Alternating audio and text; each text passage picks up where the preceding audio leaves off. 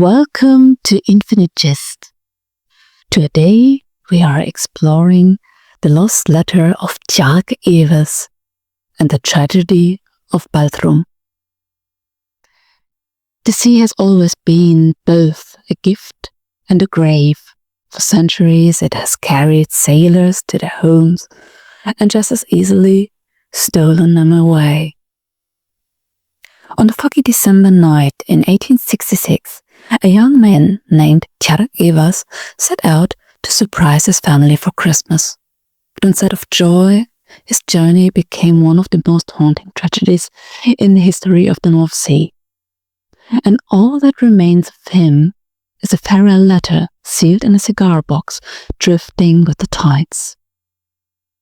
Tjark Ulrich Honken Evers was just 20 years old, a navigator in training from the tiny island of Baltrum. He was ambitious, eager, and like many sailors of his time, drawn to the sea that both fed and threatened his people. That December he was studying in inland, far from home. But just days before Christmas, homesickness tugged at him. He decided to surprise his parents and siblings with an unannounced visit. He carried with him a small gift, a wooden cigar box. On December 23rd of 1866, Tjark boarded a small ferry boat from the mainland. Heavy fog blanketed the waters. On this day, he was not the only one who longed to get home. Another young man joined him on the journey. The crew first dropped off the other at Langeoog, a nearby island like many you find on the coasts of the north of northern Germany and the Netherlands. Then they set course for Baltrum. But in the thick fog, they made a deadly mistake. They believed they had reached Baltrum, but instead they left Tjark on a sandbank, a tidal flat in the middle of the sea. Land that looked safe, but would soon vanish beneath the rising tide. At first, Tjark must have thought he was home, but soon he realized the awful truth. No houses, no lights, only endless fog. The boat was gone, and it was useless to shout for them to come back. The fog would swallow all of his sounds. And also, since he couldn't see anything, there was no use in going one direction or in the other. There was no use to hope to swim to safety.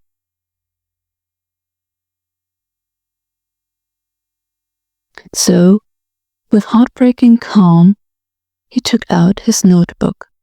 In those final moments, he wrote a farewell letter to his family, words of love, sorrow, and faith. He placed the notebook inside the cigar box, wrapped it in his handkerchief, and set it afloat, hoping it might reach someone. It was his last act of hope, before the sea claimed him forever. Days later, on January the 3rd, 1867, the cigar box washed ashore on Wangerooge, also one of the many North Sea islands, and inside was his notebook, still legible, his final message. But Tjark's body was never found. The sea kept him. That may seem cruel. One might think that somebody must be at fault for this tragedy, a conspiracy. Did anyone want to harm the young sailor? No. It was an accident, not more and not less. For the people of Baltrum, his story became legend. The young navigator whom almost made it home, but instead left behind a letter that has echoed through history. Today, the story of Tjark Evers is remembered in songs, books, and even a monument on Baltrum.